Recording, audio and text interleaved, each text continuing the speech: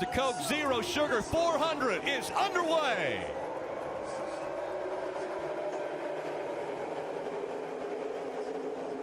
Interesting restart, not a real tight restart. Of course, the car's going to bunch up and start to draft a little bit as they get more speed. Chase Elliott got out of that lead pretty easy. And it's real important to get that lead early. You want to lead every lap. That's the safest place to be, Jeff. Yeah, as this race progresses, we're going to see way more aggressive restarts where people are trying to hit each other and shove each other to try to get that lead. You say that's the safest place to be, but about right here is where Eric Almirola was out front with just less than a half a lap in the Daytona 500, and he got turned around. That was the last lap. Anything goes on the last lap. Different. But the safest place to be during the entire race is going to be up in the front, and you want to work all night long to try to stay there, and that way you don't have to work to get there later. You know, if you're leading this race 100 laps to go, you're in great position. Ricky Stenhouse Jr. out front. Let's see what he does. Is he going to stay on the top or go to the bottom? Kurt Busch dives down low. He's got to run, see where it goes. A big gap between him and the next car. Probably going to fizzle out on the back straightaway. Let's see it. Dillon creates a run and maybe turns left, like you said, Jeff, and tries to take that lead. It's Kyle Busch. He gets a little bit of quarter panel on the 42 side draft, and he's going to get help. Comes William Byron to the inside. He's got a great run up to Austin Dillon. He goes high. Here comes the 18 of Kyle Busch. Trying to make that high line work. Austin Dillon trying to block. It's not going to work this time, though. Ricky Stenhouse Jr. in the 17 out front. 3 wide as they fight for second at the end of stage 1. Stenhouse Jr. winning that stage. Green flag back in the air.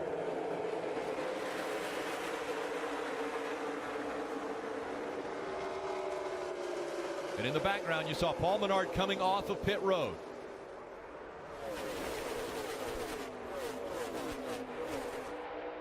Real tight restart here. These guys are lined up tight on the bottom and the top. Hard to tell who's going to prevail here, Jeff. Let's see William Byron get out this lead for the first time. He's gotten a great shove from Kurt Busch. He does, it's clear. Will he be smart enough? Will he do what Keselowski does and move back and forth in front of the inside and outside line to try to keep that momentum up in his car? Or will he stay committed to that top? Is that Tab Boyd's job? Tab Boyd, the spotter for the 24. You know, is he going to give him that information? He can give him all the information he wants, but the driver's got to be able to know what to do with it. Got to have the experience to know what to do with it. And it's a little hard as a rookie to assert yourself, right?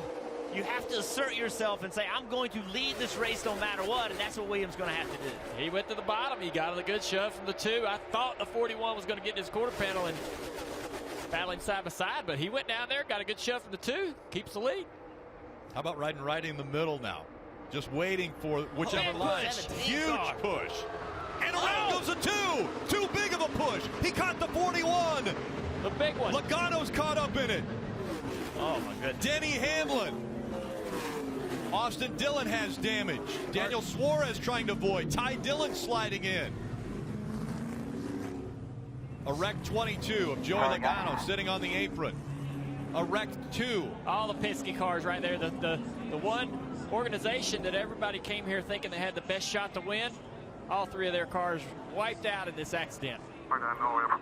Ryan Blaney in the 12 sitting there in the grass. You saw the 2 of Brad Keselowski. A lot of damage to the 9 of Chase Elliott. So many good cars. This wreck happened in the front of the field. This is what Daytona's all about. Took out some contenders, and now this really is an opportunity race for somebody sitting out at 16, sitting out at top 16. Denny Hamlin with big damage. Another fast car. A big push we saw out of the 17 of Ricky Stenhouse Jr. Was it too big of a push? Well, let's take a look at the replay. Let's take a look at the replay from the 9 car first. See all the damage to Chase Elliott. We'll get pretty aggressive here, and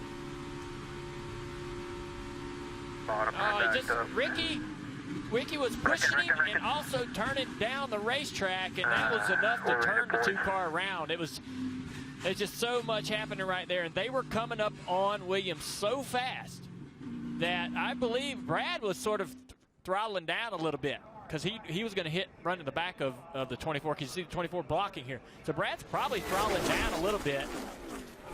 And Stenhouse coming across the nose. Yeah, so right here, the 17. Come Watch the across the 17 when he gets into the rear bumper. Right there, hits him in the right rear, and that's what sends him.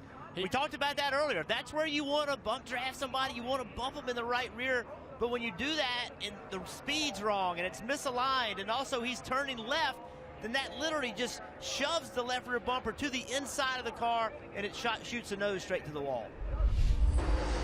18's on his quarter panel. He's going to side draft him right here in 3 and 4. Oh, my goodness. Sideways the 18, hard into the wall. Around goes the 24 as well. William Byron sliding all the way to the inside wall. Jamie McMurray caught up as well. Kyle Larson avoiding the 18. He went way down on the apron.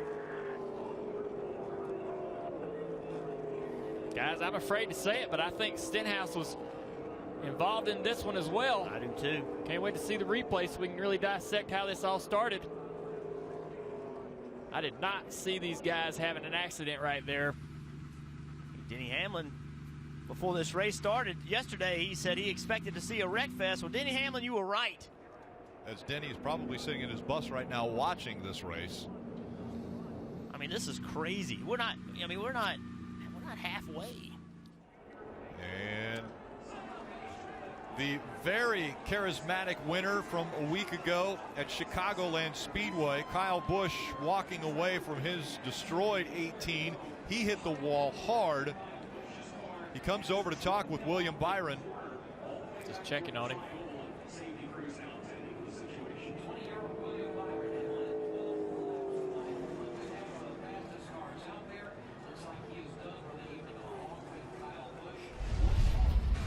Take a look at the roof cam of the 17. So he gets into the quarter panel 18. 18's trying to get down there and side draft, and the 17 of Ricky Stenhouse is not following the 24, not following his line exactly. He's also trying to side draft. So Ricky's trying to side draft 18. 18's coming down to side draft to 24. Just a couple bad decisions there. Trying to, you got to be aggressive on the side draft, and that's what happens sometimes when there's 3 or 4 guys trying to do the same thing. Final lap of stage 2, and now they're trying to go too wide. Ty Dillon in the 13 thinks otherwise. He gets back in line. Trevor Bayne still trying something in the 6. Let's go, guys. Let's move around, make something happen. Will anyone try to get by Ricky Stenhouse Jr.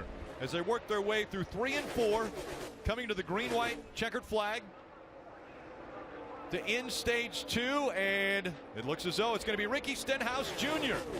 sweeping the first 2 stages. Before tonight, Roush Fenway has never won a stage, and now already 2. And you saw the difference between the end of the first stage and the end of the second stage, how much more aggressive that first stage end was. And Junior, that's just less cars. There's less opportunity. It's just so much harder with this few cars on the racetrack. I think for Ricky to save some face, he's going to have to win these 2 stages and the race. Wow. We saw how strong Martin Truex Jr.'s car was earlier. I couldn't believe how close Truex got to his bumper right there. He falls back a little bit. Look at that run the 14 had, pushing to 78. Truex ain't going to take it. Wow. He's just going to shove the 4 a little bit farther forward. I wonder if he didn't take it because of his teammate, or the teammate to the 4 cars behind him. Into the wall again. This time Eric Almirola caught up. The 00 of Joey Gase and the 34, who had a great run tonight, gets caught up in it, Michael McDowell. Oh, Jimmy Johnson as well. The 48 of Jimmy Johnson just got back on the lead lap. Not a lot of damage to the 48, though. We're on your way, fellas. And a wheel rolling down the racetrack. That thing still has the hub and everything in it. Broke off from the axle, broke off from the housing, it looks like. See the smoke on the right front of the 48. Yeah, you see, that's where the wheel was on Eric's car. Almirola completely ripped it off of the housing. Harvick, Truex, up through the gears.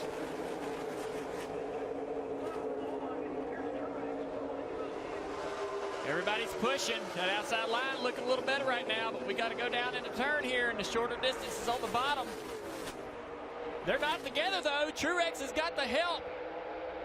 Eric Jones, look at Eric Jones doing such a great job pushing Martin Truex Jr. in the lead, and they come apart, but Truex is clear. But Harvick has no help. There's nobody on the bottom to help Harvick. Now the 95 is pushing Eric Jones. Now he clears Harvick. The run is coming from the top. In the 95, trying to move up toward the front as well. He's going to push the 20. The 78 of Martin Truex Jr. out front. Coming out of turn 4. Once they get the white flag, the next flag will call it the 14 around. Bowyer into the wall. The caution comes out just before they get to the start-finish line. Some big impacts. Bain caught up, as is Bubba Wallace. Brendan Gaughan also in this. Let's take a look at the replay, get an idea how this all started. There you see Clint Bowyer and Bubba Wallace. Clint's on the inside. Bubba's got a little tire rub there, but he's shoving and he just turns, pushing so hard. And Clint was moving around on the front bumper. And it hooked him into the wall. That's just real aggressive bunt drafting. Here's from the 43 roof cam. And he just turned him sideways there, hooked him bad. Keep coming, keep coming. That's just really aggressive pushing. Really aggressive bump drafting, which is what's going to happen at the end of these races. Yeah, they got misaligned. When they got misaligned, here's Kevin Harvick. No help yet. Keep digging here. Ready for it. Keep coming, keep coming, keep coming, keep coming. Easy.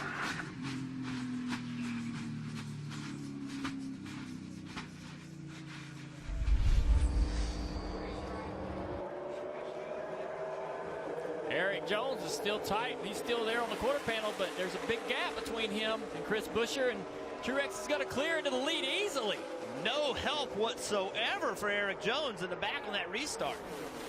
Martin Truex Jr. well out in front now. All he has to do is block. But here comes Casey Kane to the high side. Kane wants to take the lead away as they go down the backstretch. Great move. Now can he clear him? Truex side drafting, trying to slow him down. Outside line's coming, outside line's coming. Moving to the outside, Eric Jones is going to go by Casey Kane. Three wide. Eric Jones, Martin Truex Jr. side by side for the lead. Outside line looks more organized. Only 2 cars really down on the inside. Coming back to the white flag. If they get it, the race is official. 2.5 miles to go at Daytona. With only 2 cars down there, Truex is going to have to side draft so much. He's not going to get a lot of help from Casey Kane. Look at this outside lane. 47's pushing a 37. That's going to get him to the 20 possibly. Here it comes. Here comes the outside lane to the 20. Down the backstretch they go. Eric Jones in the 20. He's in front. He got a big push from the 37 of Buescher. Here comes the 78 once again. Jones has never won in the Monster Energy Cup Series. Easily blocked the that. 78 of Martin Truex Jr. has never won on a restrictor plate track. Coming to the Tri-Oval for the final time, Eric Jones has won at Daytona.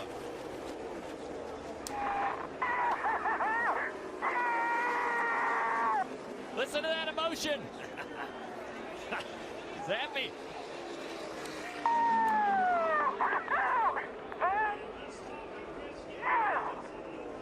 Great job, guys. Great job, Rick. Eric, come on, baby. Rick, it is all smiles from Eric Jones down here, picking up his first Cup Series win at Daytona. Eric, how do you feel, buddy? You did it. Congratulations. Oh, boy. How about that race, boys and girls? Huh? That was something else, man. I thought we were out of it, and then all of a sudden we're right back in it and take the lead and ran away. But wow, what an awesome race. Buy-Toyota.com on here, and my first Cup win, my first win at Daytona, my first Super Speedway win. What an awesome day, man. It's I'm out of breath. Too much smoke in the car from that burnout. I can barely breathe, but what an awesome finish. Eric, the years of hard work, you came down, you got that checkered flag, all these fans on their feet. What do you want to say to them? Thank you. Thank you so much. It